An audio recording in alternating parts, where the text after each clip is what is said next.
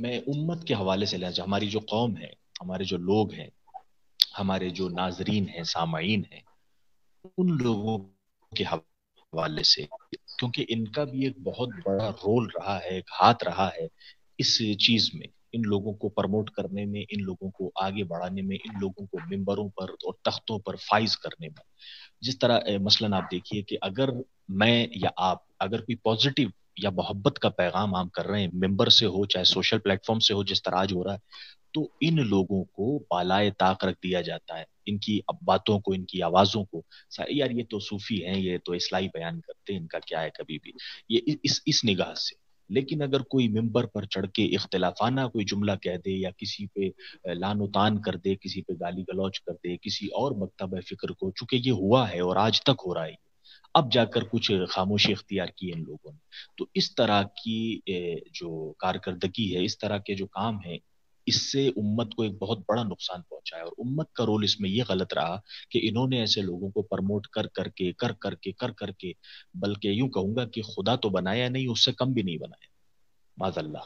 مطلب اتنا سمجھنے بالکل لگ گئے کہ ان کا حکم جو ہے وہ ان کے لیے خدا کے برابر ہو گیا، بھائی خدا نے فرما دیا، انہوں نے کہہ دیا تو اس کے لیے آپ امت کو کچھ پیغام دیں تاکہ جو ان کے لیے ہدایت کا سبب بنے۔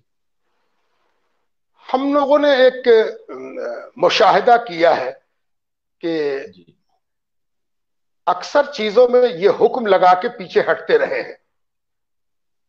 جی جی آپ نے جی دیکھا ہوگا ریڈیو کی مخالفت، ٹی وی کی مخالفت، میڈیا کی مخالفت، اور پھر میڈیا پر سب سے زیادہ جناب ماں بدولت موجود ہے۔ ہاں، تو یہ جو اختلاف کی ان کی روش ہے، یہ بھی ان کو چھوڑنی ہوگی، اور ایک دن یہ خود محبت کی روش پر آئیں گے، یہ امید قوی ہے۔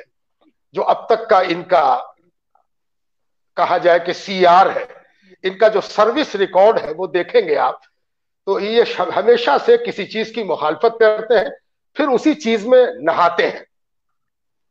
تو یہ تو ایک بات رہی۔ دوسری بات یہ کہ اصل میں یہ غلط فہمی ایسی پھیلاتے ہیں جس سے چہرہ مسخ ہوتا ہے دین کا۔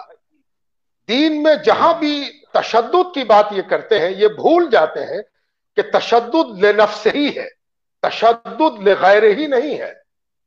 دین کا تشدد اپنے لیے ہے۔ جتنا بھی سختی برتنی ہے، تسلط برتنا ہے، وہ تم اپنی ذات پر برتو۔ دوسروں کے ساتھ تشدد برتنا، تسلط برتنا، یہ نہ مناسب تھا، نہ ہے، نہ ہوگا۔ اسی لیے صوفیہ نے جو طریقہ کار اپنایا تھا وہ محبت کا تھا، اور صوفیہ کا کہنا یہ ہے کہ جتنی بھی سختی کے حکم آئے ہیں وہ سب ایمرجنسی کے ہیں، وقتی ہیں، اور جتنے بھی محبت، ہم آہنگی، دوسروں کو ساتھ لینا، دوسروں کے ساتھ برادرانہ، مشفقانہ، مرحمت والا سلوک کرنا، یہ دائمی ہے اور آفاقی ہے۔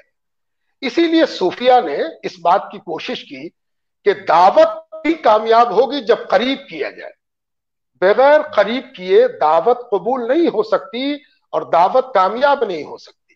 اسی لیے ہم عوام سے یہ اپیل کرنا چاہیں گے کہ عوام، اب یہ وقت آ گیا ہے کہ عوام توڑنے والوں کو پہچانے، بالکل آپس میں بالکل جھگڑا کرنے والوں کی خوب اچھی طرح شناخت کرے اور ان سے اپنا ناتا کاٹے، اس لیے کہ یہ توڑنے والے، یہ لڑانے والے، یہ دور لے جانے والے آج کی تاریخ میں 100% ناکامیاب ہو چکے ہیں۔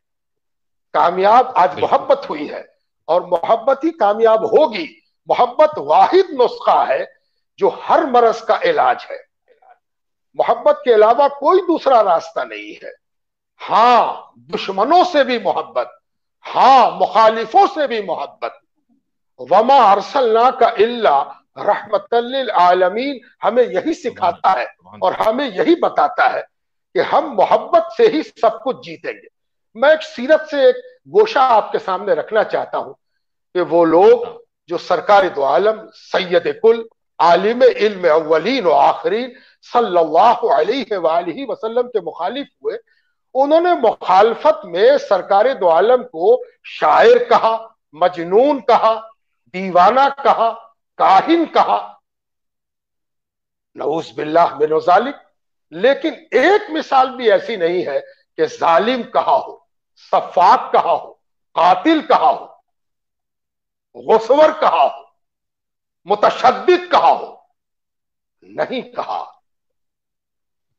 یہ وہ پہلو ہے جس کو اگر آپ سامنے رکھیں تو یہ محسوس ہوگا کہ رحمت سرکار دو عالم کی اس قدر نمایاں تھی کہ مومن تو مومن، جو مومن نہیں تھا وہ بھی آپ کی رحمت کی چھاؤں میں یہ چلا کے کہہ رہا تھا کہ یہ صدیق ہے اور یہ امین ہے، اور یہ دونوں رحمت کی چھٹا ہے۔ یہ کسی ظالم کی چھٹا نہیں ہو سکتی کہ وہ صدیق بھی ہو امین بھی ہو، یہ رحمت کی چھٹا ہے۔ اس لیے صوفیاء کرام نے یہ طریقہ کار اپنایا کہ دشمن بھی ایک دن ان کے قریب ہوئے۔ اور میں آپ سے یہ بات 1400 سالہ تاریخ کے نچوڑ کے طور پر کہتا ہوں کہ علماء اور سو کالڈ مولوی حضرات ان 1400 برسوں میں مخالفت کرتے کرتے ایک دن خود صوفی ہو گئے۔ مثال لینے کے لیے مثالیں بھری پڑی ہیں، نام لینے کی ضرورت نہیں ہے، وہ بھی خوب جانتے ہیں جو آج مخالفت کر رہے ہیں۔ میں تو صرف یہی دعا کروں گا کہ اس کی عاقبت بخیر ہوگی جو آخری وقت تک صوفیوں کی روش پر آ جائے۔ اور میری کوشش بھی یہی ہے کہ سب چلتے چلتے اس دنیا سے صوفی روش پر آ جائیں۔ صوفی اسی لیے ہم فتویٰ نہیں دیتے ہیں، ہم تو گلے لگاتے ہیں۔ تم گالیاں دو، ہم گلے لگاتے ہیں، دونوں گاف سے ہے۔ تم کو چننا ہے کہ گلے لگانا ہے کہ گالی بکنی ہے۔